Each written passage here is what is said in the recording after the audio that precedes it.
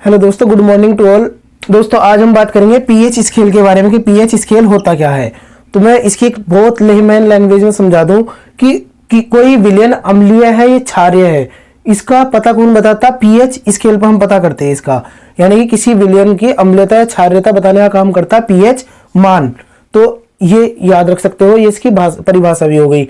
इसकी जो खोज की थी 1909 में सोरेनसन के द्वारा की गई थी। सोरेनसन, याद रखियो, ये एग्जाम में पूछा जा चुका। 1909 में सोरेनसन के द्वारा की गई थी। मनुष्य, देखो मनुष्य की जो बॉडी है ना, ह्यूमन बॉडी, उसका जो पीएच परास होता, पीएच मान का जो परास होता, मनुष्य छोड़ो जितने भी जीवित प्राणी है, पीएच मान कितना होता है? 7 से लेकर 7.8 तक। कितना? 7 से लेकर 7.8 तक ही होता है, इस परास के बीच में होता। और एक बात और समझो, मनुष्य का जो मुंह होता, जो अंदर का, ये अंदर का मुंह होता, तो इसका जो पीएच मान होता वो होता 5.5। अब मैंने तुम्हें एक चीज और यहाँ पे देखो, पहले समझो। पीएच स्केल पर नंबर लिखे होते हैं 1 2 3 4 इस तरीके से, 1.5 इस तरीके से लिखे होते हैं। एक नंबर होता है यहाँ पे 7। अगर किसी विलियन का मान 7 है, अगर किसी विलियन का मान 7 है, समझ लो वो ना तो अम्लीय है ना ही क्षारीय है। और किसी का विलियन का मान 7 से ज्यादा है, 8 हो गया या क्या हो गया, 6 हो गया। अगर ऊपर को है तो क्या होगा? क्षार होगा। 7 से ऊपर है तो क्षार, और 7 से नीचे है तो अम्ल। याद रखियो ये पॉइंट, ये एग्जाम में पूछा जाता। तो उदासीन कहां पे होता है? 7 पे। तो मनुष्य का जो मुंह होता, उसका जो पीएच मान होता वो होता 5.5।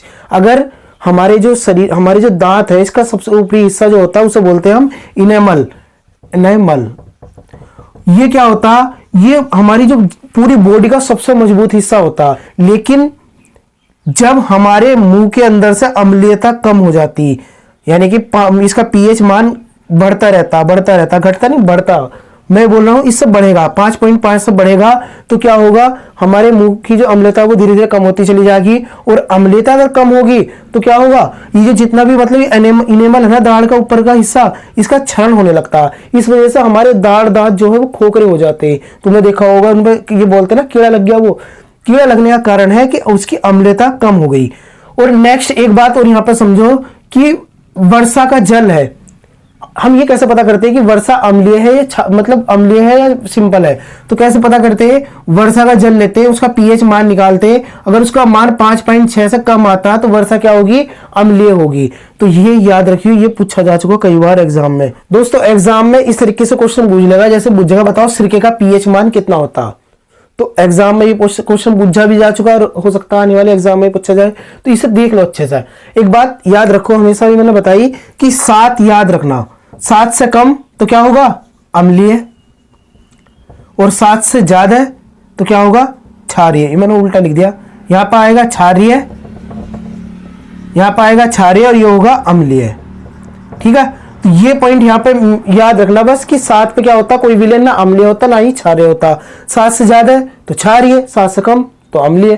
तो इस तरीके से याद रख सकते हो। जल का पीएच मान कितना होता है? 7। तो बताओ जल अम्लीय हुआ है क्षारीय? बताओ। तो ये क्या हो गया? उदासीन। मैंने बताया ना कि 7 पे कोई भी विलयन ना अम्लीय रहता ना ही क्षारीय रहता। दूध का जो पीएच मान होता वो होता 6.4। तो अब तुम मुझे खुद ही बताओ कि ये अम्लीय हुआ है क्षारीय हुआ? देखो इसका पीएच मान कितना आ रहा है? 7 से कम आ रहा है, तो क्या हो गया? अम्लीय हो गया ना। नेक्स्ट सिरका, इसका पीएच मान कितना होता? 3। एग्जाम में ये पूछा जा चुका, इनका पीएच मान भी याद रख लियो। सिरके का कितना होता? 3। रक्त का कितना होता? 7.4। कितना? 7.4। मनुष्य का जो रक्त है बताओ अम्लीय हो गया क्षारीय है? मतलब मनुष्य का रक्त हो गया क्षारीय, क्योंकि इसका जो पीएच मान है वो कितना आ रहा है? 7 से ज्यादा आ रहा है, तो 7.4 आ रहा है, तो ये क्या हो गया? क्षारीय हो गया। नींबू याद रख लो, इसका जो पीएच मान है वो 2.4 है, यानी कि 2.4 है, तो ये क्या हो गया? अम्लीय हो गया। NaCl नमक जिसे बोलते हैं, इसका पीएच मान कितना होता है? 7, तो ये भी क्या हो गया? उदासीन, ना कि अम्लीय और ना ही क्षारीय, क्योंकि 7 है। शराब का कितना होता? 2.8। शराब का कितना होता? 2.8। मानव मूत्र का जो पीएच मान होता वो होता 4.8 से लेकर 8.4 तक। तो इसे तुम उल्टा भी इस तरीके से भी याद रख लो, कितना? 4.8 फिर बदल कर 8.4। तो ये किसी का अम्लीय होता है, मतलब कभी कभी अम्लीय भी होता है, क्षारीय भी होता है, इस तरीके से याद रख सकते हो। समुद्री जल, इसका पीएच मान कितना होता है? 8.5। जो हमारे आंसू हैं, इनका जो पीएच मान है वो होता है 7.4। तुमने देखा होगा जब आंसू कभी मुंह में चले जाते हैं वो नमके लगते हैं ना, तो वो अम्लीय नहीं होते, क्षारीय होते हैं। अच्छा ये तो बताओ किस किसने आंसू को टेस्ट किया। मानव की जो लार होती है उसका पीएच मान होता है 6.5 से 6.5 से 7.5 तक। टमाटर का जो पीएच मान होता है 4.5 होता है, याद रखिए 4.5। HCl का होता है 0 और H2SO4 का होता है 1।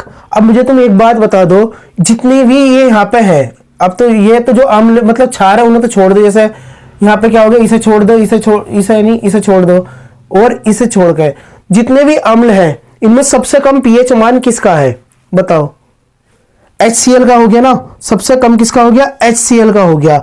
हाइड्रोजन क्लोराइड, इसे क्या बोलते हैं हम, अम्लराज बोलते हैं। क्यों? क्योंकि इसका पीएच मान बहुत कम होता, ये सबसे ज्यादा इसके अंदर एसिड का गुण होता, तो इसे क्या बोला जाता, अम्लराज ही बोलते हैं HCl को, और इसका पीएच मान 0 होता।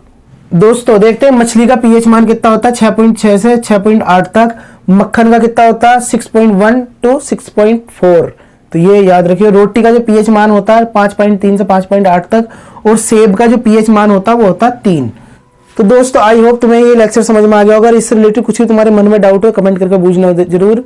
तो दोस्तों मिलते हैं फिर नेक्स्ट लेक्चर में, तब तक के लिए थैंक्स अ लॉट, जय हिंद।